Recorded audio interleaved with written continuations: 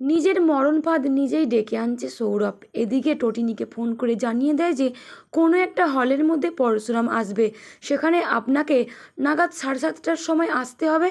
এদিকে calling bell বেজে উঠতেই টটিনি ছুটে যায় দরজা খুলতে। সৌরভ পুরো টিম নিয়ে টটিনিকে কিডন্যাপ করে একটা রুমের মধ্যে বন্ধ করে রেখে দেয়। সেখানে আসে পরশুরাম টটিনিকে বাঁচানোর জন্য। হ্যাঁ বন্ধুরা, পরশুরাম ধারাবাহিক আজকের পর্বে দেখানো হয়েছে আবারও অনেকগুলো গিফট নিয়ে পরীক্ষিত সেন আসে টটিনির বাড়িতে। এসে পরশুরামের মুখোমুখি হয়। এদিকে পরশুরাম পরীক্ষিত সেনকে জিজ্ঞাসা করে, হঠাৎ আপনি এখানে, এই এলাকায় আপনাকে তো কখনো দেখিনি।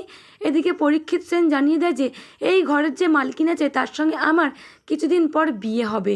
ঠিক তখনই পরীক্ষিত সেনের কথা শুনে পরশুরাম ভীষণই রেগে যায় আর জিজ্ঞাসা করে, আমি তো শুনেছিলাম ওনার স্বামী খুন হয়েছে, কেউ ওনাকে মেরে দিয়েছে, পুলিশ কেসও হয়েছে শুনেছি না। এদিকে পরীক্ষিত সেন জানিয়ে দেয় পরশুরামকে, আপনি আপনার লিমিট ক্রস করবেন না। আপনি কে আমাকে জিজ্ঞাসা করার? যেই কাজটা আপনি এই বাড়িতে করতে এসছেন সেই কাজটা আপনি মন দিয়ে করুন।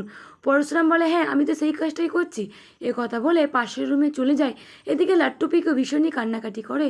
পরশুরামের কিচ্ছু করার নেই, দাঁড়িয়ে দাঁড়িয়ে শুধু দেখছিল।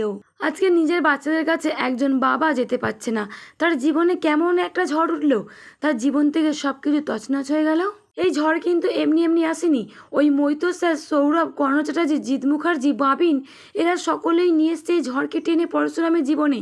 আর এই পরীক্ষিত সেন বারবার আসছে টটিনির বাড়িতে টটিনিকে বিয়ে করার জন্য। একথা পরশুরাম জানতে পেরে গেছে অনেক দিন আগেই, তাই তো ওত পেতে বসে আছে পরশুরাম টটিনির বাড়িতে এসে।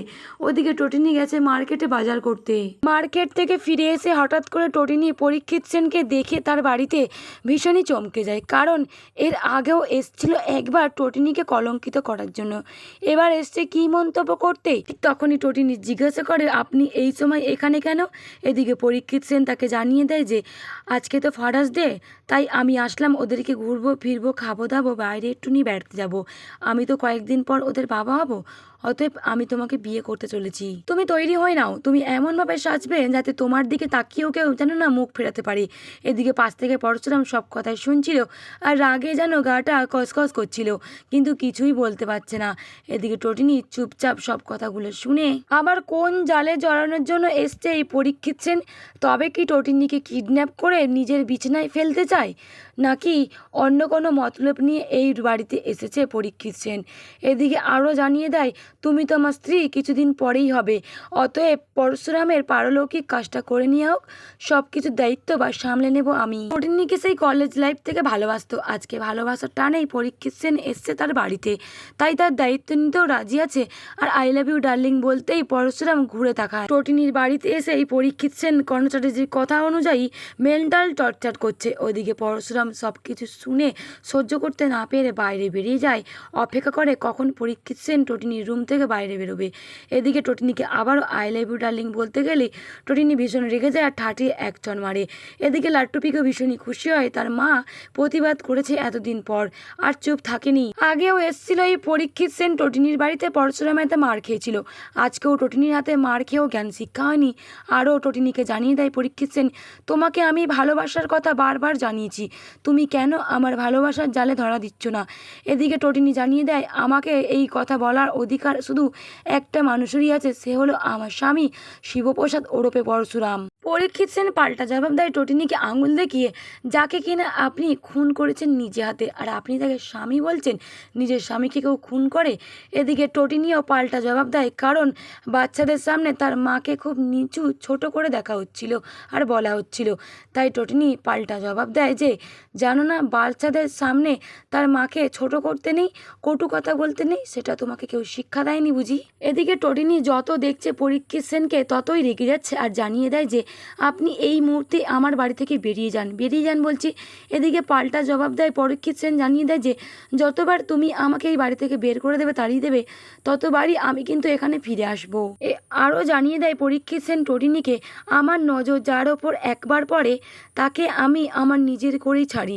কথা বলে চলে যেতে থাকলেই তখনই টটিনি জানিয়ে দেয়, তুমি হয়তো জানো না, সেই চোখকে আমি উপড়ে ফেলি। অনেক দিন ধরে টটিনি এই অত্যাচার সহ্য করছে, তবে আর নয়।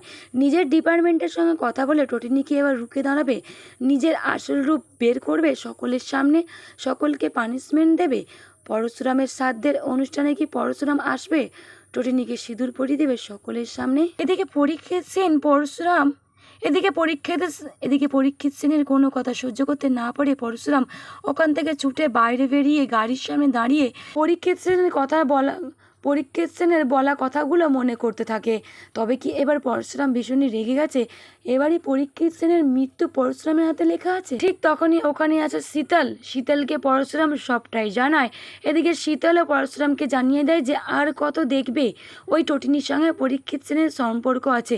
তুমি নিজেই একদিন ঘেন্না করবে ওই টটিনিকে, তুমি কেন বিশ্বাস করতে পারছো না? এদিকে পরশুরাম বলে, টটিনির নামে একটাও বাজে কথা আমি শুনতে চাই না। শীতল আরও জানিয়ে দেয়, আমি তো বলছি তোমাকে টটিনির সঙ্গে পরীক্ষিত সেনের সম্পর্ক আছে, তুমি আর এই বাড়িতে এসো না। এদিকে পরশুরাম জানিয়ে দেয়, কিন্তু আমার বাচ্চারা, আমার সন্তানরা ওর কাছেই তো আছে। এরা কিন্তু সকলে জানলেই তোমাকে কিন্তু শিবপ্রসাদ ওরা মেরে দিতে পারে, এখান থেকে চলো। এ কথা শীতল পরশুরামকে জানিয়ে দিয়ে ওখান থেকে নিয়ে চলে যায়।